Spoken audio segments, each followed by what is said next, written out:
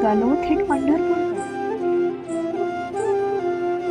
रात्री पोहोचलो आणि हॉटेल करून दर्शनासाठी गेलो.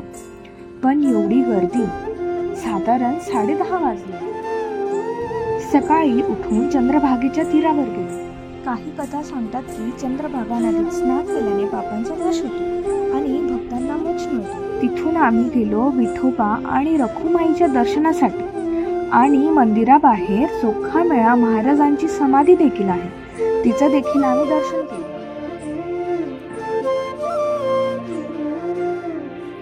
त्यानंतर पंढरपूर येथील अनेक लहान मंदिरे आणि मठ, तेथे देखील आम्ही दर्शनासाठी गेलो.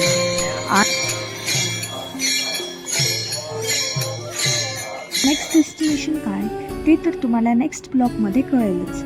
आणि तुम्हाला आमच्या ट्रॅव्हल ब्लॉगचा कंप्लीट व्हिडिओ हवा असेल तर लाईक, शेअर अँड सबस्क्राईब नक्की करा.